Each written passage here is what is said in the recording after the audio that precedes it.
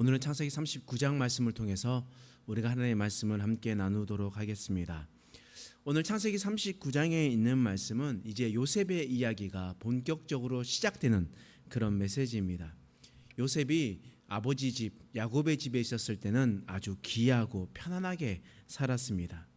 그리고 그곳에 있었을 때는 아버지가 특별히 만들어 주었었던 채색 옷을 입고 그렇게 살아가게 되었습니다. 하지만 요셉은 형들에게 붙들리게 되었고 형들을 통해서 미디안 상인들의 손에 요셉을 팔리게 되었습니다. 여러분 이제는 채색 옷을 입지 않고 옷을 다 벗겨주고 그냥 우통이 까져 있는 상태로 그냥 노예의 옷을 입고 있게 되었다라는 거예요. 여러분 지금 하루 만에 이런 상황이 벌어졌는데 여러분들은 어떤 마음이 들겠습니까? 오늘 본 말씀 창세기 39장 1절 말씀에 이런 말씀이 있거든요. 함께 읽어보겠습니다. 시작. 요셉이 이끌려 애굽에 내려가매 바로의 신하 친위대장 애굽 사람 보디발이 그를 그리로 데려간 이스마엘 사람의 손에서 요셉을 사니라.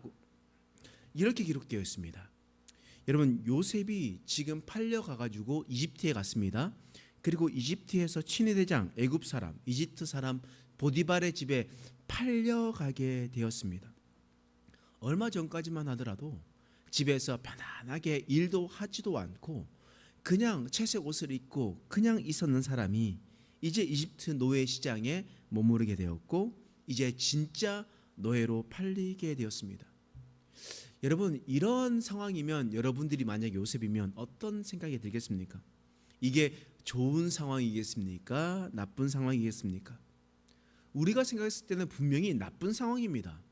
집에 편안하게 있지 않고 노예로 팔려갔다는 것은 나쁜 상황이죠. 그런데 성경은 이 상황을 어떻게 이야기를 하느냐? 2절 말씀이에요. 함께 읽어보겠습니다. 시작. 여호와께서 요셉과 함께 하심으로 그가 형통한 자가 되어 그의 주인 애굽 사람의 집에 있으니. 지금 요셉은 어디에 있습니까? 애굽 사람의 집에 노예로 있습니다. 그런데 요셉이 어떤 자가 됐다고 합니까? 형통한 자가 됐다고 얘기하는 거예요. 여러분 지금의 상황을 보면 정말 힘들고 어려운 상황입니다. 지금 노예가 되어서 팔려져 있는 상황이고요. 최악의 상황입니다.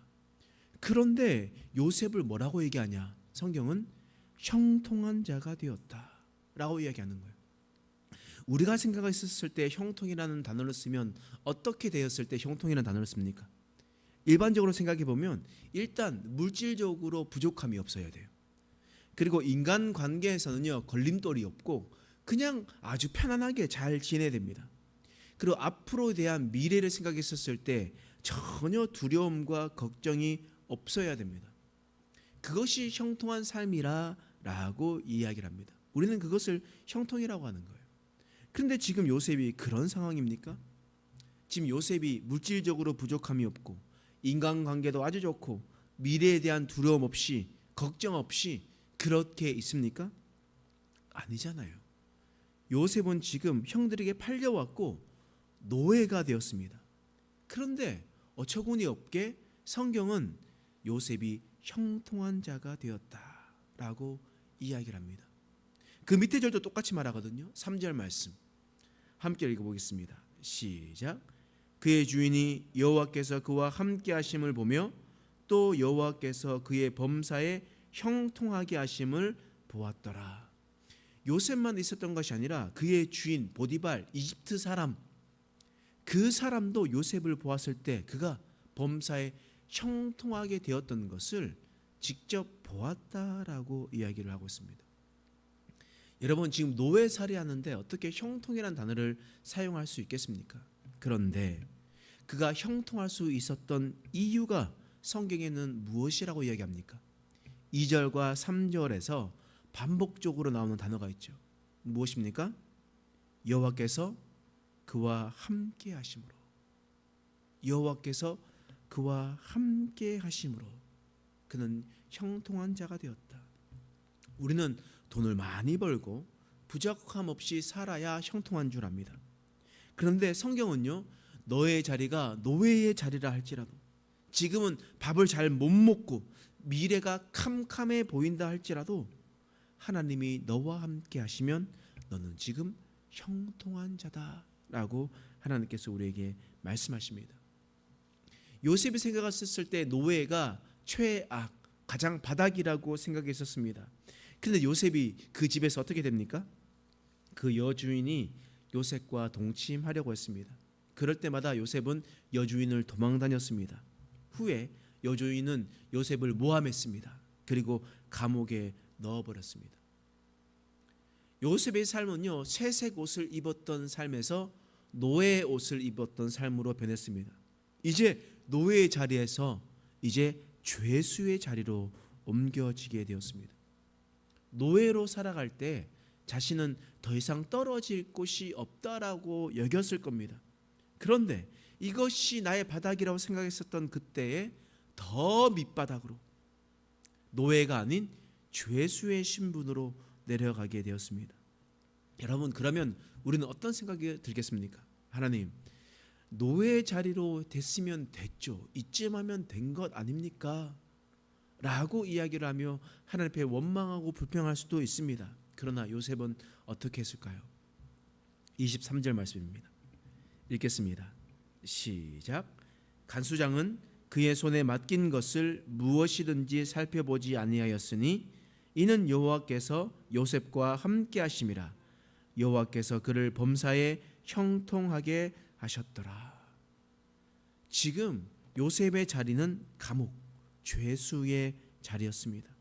자신이 죄를 짓지도 않고 모함을 받아서 그 감옥에 갇히게 되었던 일들이 일어났습니다. 더 고통스러운 일들이 일어났다는 거예요. 그런데 여호와께서 요셉과 함께 하심으로 감옥에서도 요셉은 어떻게 되는 사람이 됐습니까? 형통한 사람이 되었습니다. 형통한 자가 되었다라는 거예요.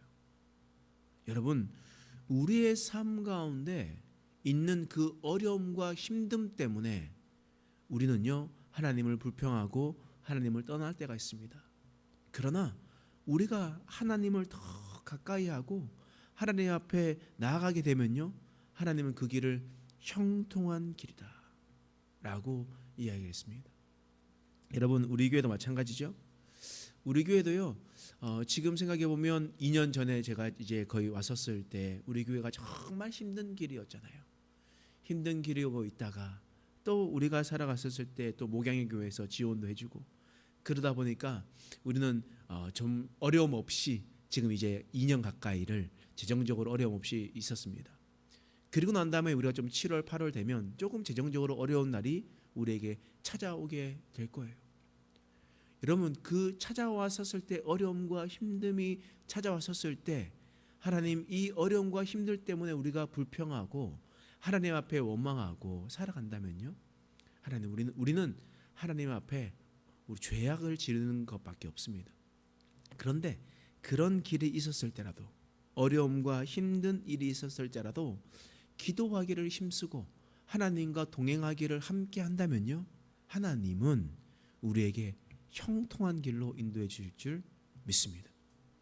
요셉은요, 비전을 꿈꾸며 살았던 사람이었습니다. 하나님 앞에 그 11별이 엎드리고 해와 달이 자기에게 엎드리고 곡식 땅이 자기에게 엎드리는 것을 하나님의 비전을 품고 살아갔던 사람이었습니다. 그러니 자신의 힘듦과 어려움 속에서라도 하나님 끝까지 붙들며 살아갔었던 그런 사람이 바로 요셉이었습니다. 그렇기 때문에 요셉은 하나님과 함께함으로 형통한 삶을 살아가게 되었습니다.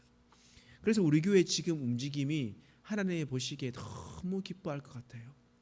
우리 교회 우리 모든 성도들이 하나님 앞에 기도하기를 힘쓰려고 모이기를 힘쓰고 기도하고, 물론 남성교회든 여성교회든 함께 기도하며 주님 앞에 나아가려고 노력하셨던 이 모습들, 우리가 주님과 동행했었을 때, 주님과 함께 기도하며 하나님과 교제했었을 때 하나님은 우리의 길을 형통한 길로 인도해 주실 것입니다. 그러므로 우리가 고난을 당하고 고통을 당하고 어려움을 당하며 밑바닥인 길을 걸어가고 있다 할지라도 두려워하거나 걱정할 필요가 없습니다. 우리가 주님과 함께 한다면 노예의 자리라도 감옥의 자리라도 하나님께서 우리를 형통한 길로 인도하셨던 것처럼 우리의 삶 속에서도 여러 가지 어려움들이 찾지만 주님의 비전을 품으며 예배자의 자리로 주님 앞에 서 나갈 때 하나님께서 우리 삶 가운데 놀라운 역사를 이루어 주실 것입니다. 다윗은 이런 고백을 했죠. 여호와는 나의 목자시니 내게 부족함이 없음이로다. 그가 나를 푸른 초장으로 인도하시며 쉴 만한 물가로 인도하시는도다. 주님께서 나의 목자 되시니, 선한 목자 되시니 나에게 부족함이 없습니다. 주님께서 나를 푸른 초장으로 인도하시고 쉴 만한 물가로도 인도하시는 분이십니다. 그런데 그 쉴 만한 물가로 그리고 푸른 초장으로 갈 때에 어떤 길이 있냐? 내가 사망의 음침한 골짜기로 다닐지라도 해를 두려워하지 않는 것은 주께서 나와 함께 하심이라. 주의 지팡이와 막대기가 나를 안위하시나이다. 이렇게 고백을 했습니다. 그 푸른 초장과 쉴만한 물가로 갈 때에 우리 가운데 사망의 음침한 골짜기로 갈 길이 있을 것이다. 어려운 길을 갈 때가 있을 것이다. 그런데 하나님이 지팡이로 나를 인도하시고 막대기로 원수를 물리쳐 주실 것이다. 주님께서 우리에게 이렇게 말씀하시고 이렇게 고백했습니다. 여러분, 우리가 이제 하나님을 더 가까이 나가려고 몸부림치고 있습니다. 우리 교회는 지금 하나님 앞에 나아가려고 동행하려고 몸부림치고 있는 상황입니다. 여러분, 이럴 때 사탄 마귀의 넘어뜨림에 조심해야 됩니다. 사탄 마귀가 우리를 우는 사자와 같이 우리를 잡아 삼키려고 우리를 늘 해하려고 할 것입니다. 그럴 때마다 늘 깨어 있어서 주님과 끝까지 동행하며 살아가는 저와 여러분 되시길 간절히 소망합니다. 기도하겠습니다. 하나님, 우리가 형통한 길로 가는 것은 곧 주님과 동행하는 것이다 라고 주님께서 말씀하셨습니다. 주님과 동행하는 길을 걸을 때에 우리는 형통한 자가 될 것이다 주님께서 말씀하셨사오니, 하나님, 우리가 가는 길 힘들고 어렵고 고난의 길이라 할지라도 우리에게 부족함이 있다 할지라도 하나님, 우리가 주님의 손 꼭 잡고 가게 하여 주옵소서. 주님 손 놓지 않고 걸어가게 하여 주시옵소서. 주님과 동행하며 주님 뜻대로 살아갈 수 있는 우리들의 인생 될 수 있도록 하나님 늘 함께하여 주옵소서. 감사드리며 예수님의 이름으로 간절히 기도드립니다. 아멘.